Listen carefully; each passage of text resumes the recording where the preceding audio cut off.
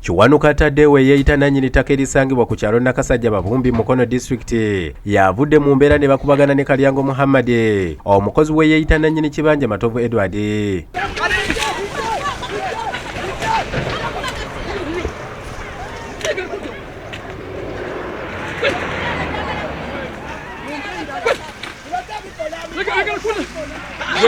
Ori mukazi ojafira bwerere likasuke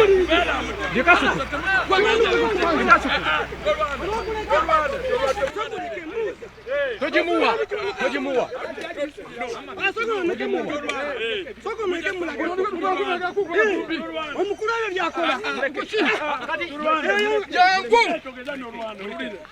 bano okusoowagana kidiridde Kiwanuka okuleeta tulakita okusenda lyayita ettaka lye kyokka bw'atuuse ku ttaka asanze Kalyango omukozi w'amatovu ayungudde abantu okusima ebinnya by'ebitooke mu kye bayita ekibanja kyabwe.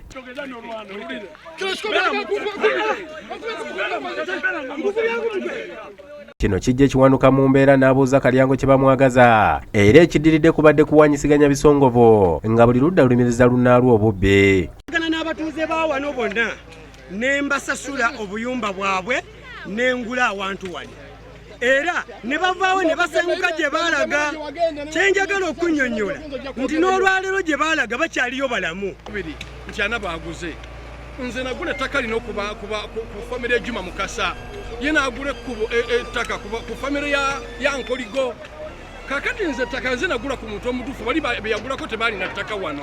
Kiwanuka alagidde abatulakita okusenda kyokka wano Kalyango ayongedde n'atabuka n'asikayo enkumbe agimukube ku mutwe nga bwe yeewera nti waakufiira ku ttaka lino. Afiira ku mulimu aba mukozi mulungi sookoleke bulijjo amagye gafa nga nnyinigo tannafa. Kati nze njagala Kiwanuka oyo bw'abanga awulira nti alina amaanyi asobola okunzija wano eyo tulakita tekola. Kiwanuka gwe tusanze nga tasalikako musale ategeezezza ng'abantu bano bwe baludde nga bamutawaanya ku ttaka lye nga bazze bamulopa mu bukiiko obw'enjawulo.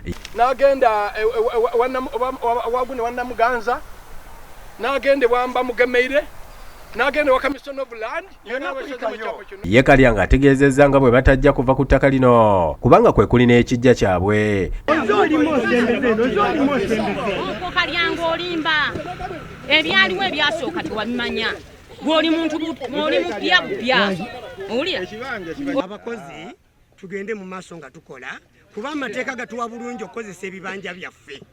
Bukedde TV bw'etuukiridde omugagga Matovu Edward agambibwa okuvaako kalumanywera annyonnyodde bw'ati. Bwe twaveeyo tugenzeko wa minisita n'aba mulungi nnyo n'atukwasa abantu abalandizi era paka na kaakati gye tubadde gye tukyali kubanga ensonga eno ey'abaami abo abakuliyetinga ebyapa mu bifo byaffe teri kuffe ffekka. Ernest Kyazze yakusakidde eggulu eno ku lwa Bukedde TV.